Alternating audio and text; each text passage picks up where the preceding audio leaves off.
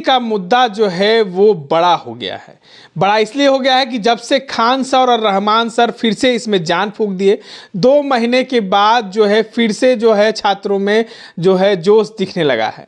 बता दें कि बीपीएससी री एग्ज़ाम के मामले को लेकर जो है पटना हाईकोर्ट में भी मामला चल रहा है। लगातार छात्र पटना के गर्दनी बाग में शिक्षा सत्याग्रह पर बैठे हुए हैं और री एग्ज़ाम की मांग कर रहे हैं। मुख्यमंत्री से मिलने की बात कर रहे हैं, ना ही मुख्यमंत्री मिल रहे हैं, ना ही री एग्ज़ाम होने की कोई संभावना लग रही है। कोर्ट भी लगातार सुनवाई को टाल रहा है। हमारे साथ पूर्व आईपीएस अधिकारी अमिताभ कुमार दास हैं। बात इसलिए अमिताभ दास जी से करने आए हैं क्योंकि कल मेंस की डेट की जो है वो जारी कर दिया गया है।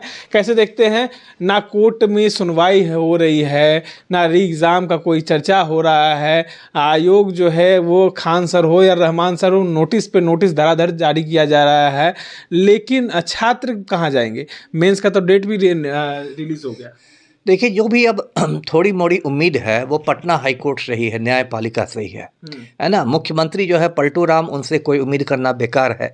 वो माफिया डॉन अनंत सिंह के आज्ञाकारी चपरासी हैं। पलटू राम के पास से बीपीएससी अभ्यर्थियों से मिलने के लिए 5 मिनट का वक्त नहीं है ना। लेकिन अनंत सिंह के साथ बंद कमरे में गुफ्तगू करने के लिए फुर्सत ही फुर्सत है ना। और ये कितनी बड़ी विडम्बना है, मजाक है कि पलटू राम ने खुद अपने राजनीतिक करियर की शुरुआत एक छात्र आंदोलन से की थी 1974 में, और आज वो इतने संवेदनहीन हो गए हैं कि प्रगति यात्रा पर घूम रहे हैं सत्ता के नशा में।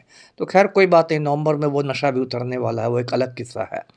लेकिन पलटू राम से उम्मीद नहीं है, बीपीएससी से तो उम्मीद नहीं है। जिसको बिहार की भाषा में कहें तो बीपीएससी तो थेथरई पर उतारू है ना। मतलब जितनी फुर्ती से बीपीएससी ने प्रारंभिक परीक्षा का रिजल्ट निकाल दिया, फिर फुर्ती से ये कर दिया, अब मुख्य परीक्षा का ऐलान कर दिया, तारीख 24 अप्रैल से मुख्य परीक्षा है।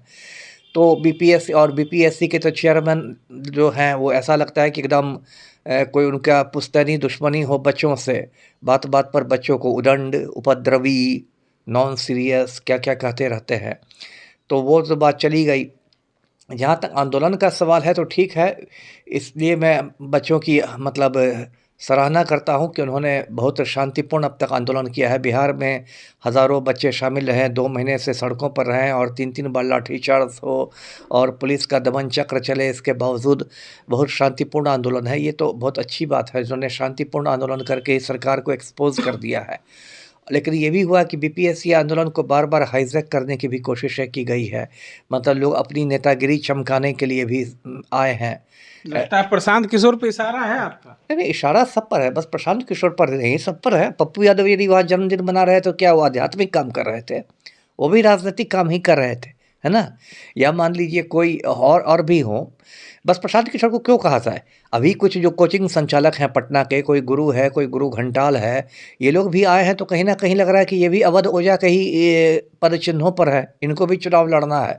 अब चुनाव लड़ेंगे या जीत हारेंगे तो नवंबर में पता चलेगा। नहीं तो एक गुरु खान जो है रहमान, वो तो हाथ काट लेते हैं, लेकिन खान सर पे सवाल उठ रहे हैं कि मेंस क्या दिल्ली में क्लासेस आप चला रहे हैं? अब ये सवाल तो उनसे आप जाके कीजिए ना। इसलिए मैंने कहा कि ये आंदोलन में इसमें मैं इसको भटकाव मानता हूँ। देखिए, शुरू में आप हमेशा देखते हुए कि दिलीप कुमार जो है छात्र नेता है, बहादुर लड़का है, पिटाई भी खाता रहता है सड़कों पर, तो वो काफ़ी मतलब अग्रिम पंक्ति में रहता था। लेकिन कुछ मतलब 2-3 महीनों से आप देखिए 6 दिसंबर के बाद से बिल्कुल वो गायब जैसा है। और मुझे बार बार लगता है कि किसी जैसे रणनीति के तहत, किसी साजिश के तहत उसको हाशिए पर धकेल दिया गया है। और उसमें फिर अब बाकी लोग चेहरा चमका रहे हैं और मतलब वो अपने कोचिंग संस्थानों से बसों में भर भर के लड़के लड़कियों को लाते हैं और सब कुछ लगता है इवेंट मैनेजमेंट की तरह सब काम हो रहा है। आंदोलन से ज़्यादा ये इवेंट मैनेजमेंट लगने लगा है। तो इसलिए बच्चों को भी सावधान रहना चाहिए और उनकी लड़ाई जो है वो सही है। मैं शुरू से उनकी लड़ाई का समर्थन करता आया हूँ। उनकी मांगे जायज़ हैं, बीपीएससी अभ्यर्थियों की मांगे जायज़ हैं, री एग्ज़ाम होना चाहिए।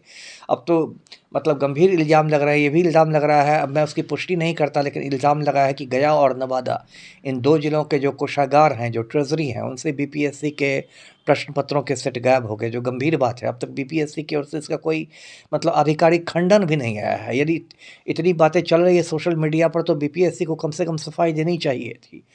तो ये सब बातें तो हैं। और इधर एक नया मतलब तमाशा शुरू हुआ है कि अब तो बीपीएससी के जो चेयरमैन हैं उनकी नियुक्ति पर प्रश्न चिन्ह लग गया है। सुप्रीम कोर्ट ने नोटिस जारी करके बिहार सरकार से जवाब मांगा है।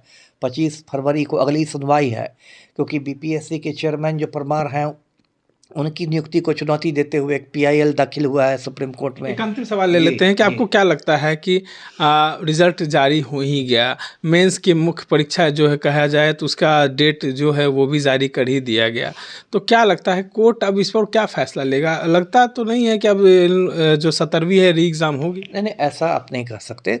देखिए, मैं फिर याद दिलाता हूं दर्शकों को भी कि 15 जनवरी को जब पटना हाई कोर्ट में पहली सुनवाई हुई थी तो उसमें याचिकाकर्ताओं ने कोर्ट से मांग की थी कि आप रिजल्ट पर रोक लगा दें। कोर्ट ने ऐसा करने से इनकार कर दिया, लेकिन साथ ही साथ ये महत्वपूर्ण है, साथ ही साथ ये भी कहा कि हमारा जो आखिरी फैसला होगा वो सब रिजल्ट पर, सब कुछ पर लागू होगा। इसका कहने का क्या मतलब? तो रद्द भी होगा तो सब वो रिजल्ट भी रद्द हो वो पीछे से रद्द हो जाएगा। अच्छा। इसका क्या मतलब? इसका ये मतलब कल्पना कीजिए कि होली के बाद हाईकोर्ट का फैसला आता है और हाईकोर्ट कहता है कि हाँ धांधली हुई थी, पूरा री एग्ज़ाम हो, तो आपका जो रिजल्ट है प्रारंभिक परीक्षा का रिजल्ट वो स्वतः रद्द हो जाएगा।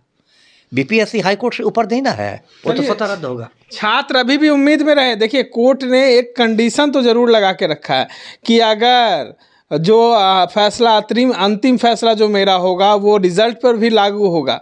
देखिए, तमाम बातों पे भले ही सुनवाई जो में देरी हो रही हो, लेकिन कहीं ना कहीं कोर्ट ने ये कह तो जरूर दिया है कि जो मेरा फैसला अंतिम आएगा वो रिजल्ट पर भी मान्य होगा। अगर अंतिम फैसला जो है छात्रों के पक्ष में आता है तो कहीं ना कहीं री एग्ज़ाम फिर से होगा और रिजल्ट जो है उसको भी रद्द कर दिया जाएगा। इस तरह के तमाम अपडेट्स के लिए बने रहे इनसाइडर के लाइव के साथ। मैं हूँ निखिल।